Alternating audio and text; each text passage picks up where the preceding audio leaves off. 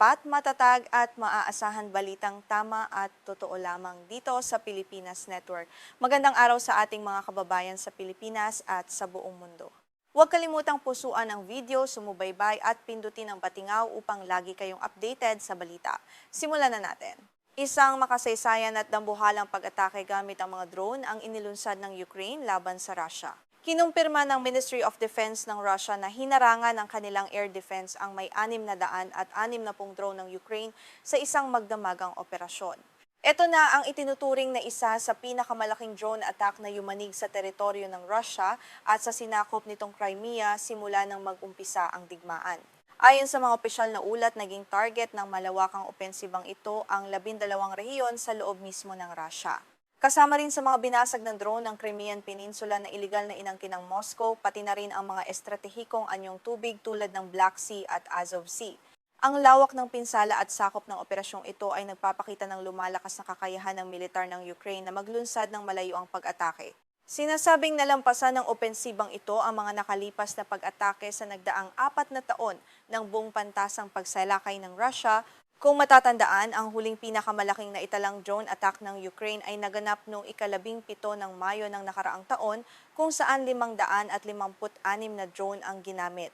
Ang bagong record na ito ay patunay na mas pinatindi pa ng Kyiv ang kanilang opensiba laban sa Moscow. Sa pagsisikap na baguhin ang takbo ng digmaan na kasalukuyang pabor sa Russia, patuloy na ginagamit ng Ukraine ang kanilang mga long-range drone. Ang mga ito ay dinisenyo upang targetin ang mga pasilidad sa likod ng front lines.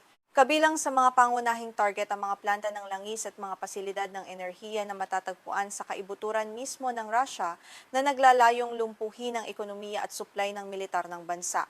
Ayon sa mga kanluraning opisyal at mga eksperto, ang kampanyang ito ay matagumpay na sumasakal sa supply ng gasolina at mga kagamitang militar ng Russia.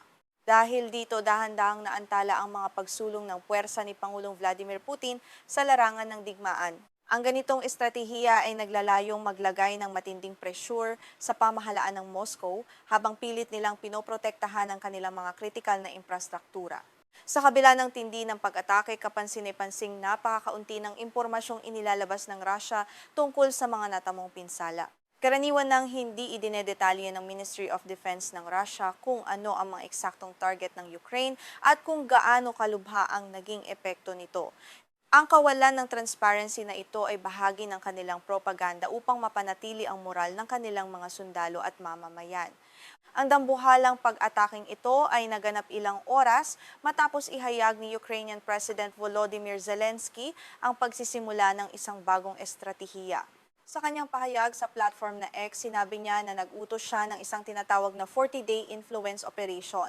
Pinaniniwalaan ng mga analyst na ito ay isang serye ng mas pinatinding pag-atake na naglalayong pilitin ang Russia na tapusin na ang nagpapatuloy na digmaan. Ang hakbang na ito ng Ukraine ay isinagawa matapos ang serye ng mga bigong pagsisikap para sa kapayapaan na pinangunahan ng Estados Unidos noong nakaraang taon. Dahil walang nakitang malaking pag-unlad sa mga diplomatikong usapan, nagpasya ang Kiev na gamitin ang kanilang lakas militar upang baguhin ang sitwasyon. Ang layunin ay gumawa ng sapat na pinsala upang mapilitan ang Moscow na pumasok sa isang seryosong negosasyon. Ang mga matagumpay na pag-atake sa mga nakalipas na araw ay nagbigay ng malaking lakas ng loob sa mga mamamayan at sundalo ng Ukraine. Kabilang sa mga naging target ang mga pangunahing lungsod tulad ng Moscow at St. Petersburg na nagpapakita na walang ligtas na lugar sa Russia mula sa mga drone ng Ukraine. Ang tagumpay na ito ay nagpapatunay na kaya nilang labanan ang mas malakas at mas malaking puwersa ng kanilang kalaban. Ibinanhagi rin ni Zelensky na nakakuha siya ng mga karagdagang pangako ng suporta mula sa mga dayuhang bansa sa kanyang pagdalo sa nagdaang G7 Summit. Kabilang sa mga nagbigay ng pangako ay si US President Donald Trump. Ayon sa leader ng Ukraine, ang mga ipinangakong tulong na ito ay makakatulong ng malaki upang palakasin ang kanilang kakayahan na pilitin si Putin na maupo sa lamesa ng negosasyon para sa kapayapaan. Bukod sa G7, inaasahan din na ang darating na NATO Summit sa susunod na buwan ay magiging isa pang mahalagang sandali para sa militar ng Ukraine. Dito ay pag-uusapan ng karagdagang suportang militar at mga makabagong armas na ipapadala sa Kyiv.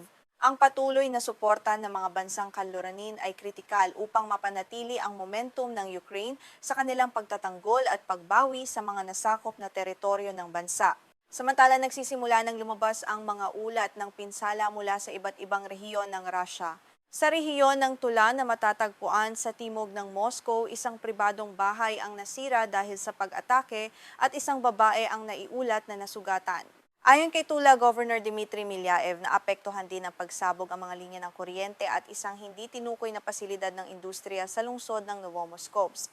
Ayon sa ulat ng malayang online outlet ng Russia na Astra, isang planta ang chemical at isang planta ang kuryente sa Novomoskovska ang tinamaan at nasunog. Bagamat hindi pa ito nakumpirma ng opisyal ng gobyerno ng Russia at hindi pa nakakapag-verify ang mga dayuhang mamamahayag, ang mga ganitong ulat ay nagpapakita ng matinding epekto ng mga drone ng Ukraine sa mga pinakasensitibong industrial na pasilidad ng Russia. Sa kabisera naman ng Russia, iniulat ni Moscow Mayor Sergei Sobyanin na may 47 drone ng Ukraine ang binaril at pumatak habang papalapit sa lungsod. Ayon sa alkalde, walang naiulat na nasawi o malubhang pinsala sa infrastruktura ng Moscow dahil sa maagang pagharang ng kanilang air defense. Gayunpaman, ang presensya ng napakaraming drone ay nagdulot pa rin ng matinding pangamba sa mga residente doon. Sa kabilang banda, hindi rin tumitigil ang Russia sa pag-atake sa loob ng Ukraine. 2 sibil ang naiulat na napatay at 7 ang nasugatan sa hilagang silangang rehiyon ng Kharkiv sa nakalipas na 24 na oras.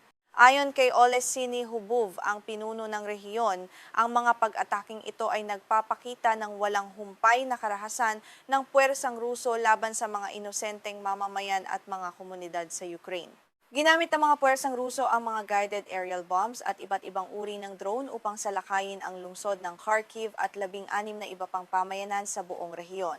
Ang mga guided aerial bomb na ito ay kilala sa kanilang malaking pinsala at kawalan ng katumpakan na madalas na tumatama sa mga tirahan ng mga sibil.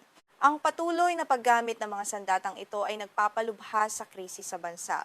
Sa kabila ng matitinding pag-atake ng Russia, ipinamalas din ng Ukraine ang kanilang matatag na depensa. Ayon sa Ukrainian Air Force, matagumpay nilang hinarangan at binaril ang 174 na drone mula sa kabuuang 189 na ipinadala ng Russia. Ang mataas na rate ng interception na ito ay nagpapakita ng kahusayan ng kanilang air defense sa pagprotekta sa kanilang himpapawid. Gayunpaman, hindi lahat ng pag-atake ng Russia ay matagumpay na naharang. Iniulat ng militar ng Ukraine na 4 sa 7 Iskander-M ballistic missiles na ipinutok ng Russia ang nakalusot sa kanilang depensa at tumama sa iba't ibang lokasyon. Ang mga ballistic missile na ito ay mas mabilis at mas mahirap harangin kumpara sa mga drone, kaya naman nagdulot pa rin ang mga ito ng malaking banta at pinsala sa bansa. Iniulat ng mga opisyal ng Ukraine ang mga pinsala sa mga pasilidad ng enerhiya, mga kabahayan at iba pang sibil na infrastruktura sa kabiserang lungsod ng Kyiv, pati na rin sa timog na rehiyon ng Odessa at Sumy sa hilagang silangan. Ang mga pag-ataking ito sa mga pasilidad ng kuryente ay naglalayong pahirapan ng mga mamamayan sa pamamagitan ng pagputol ng supply ng kuryente at tubig, lalo na sa mga kritikal na panahon. Sa pangkalahatan, ang pinakahuling serye ng mga pag-atake mula sa magkabilang panig ay nagpapakita ng mas matindi at mas mapanganib na yugto ng digmaan. Habang pinalalakas ng Ukraine ang kanilang opensiba gamit ang mga drone sa loob mismo ng Russia, patuloy naman ang marahas na ganti ng Moscow. Manatiling nakatutok para sa mga susunod pang balita at pagsusuri dito lamang sa ating programa.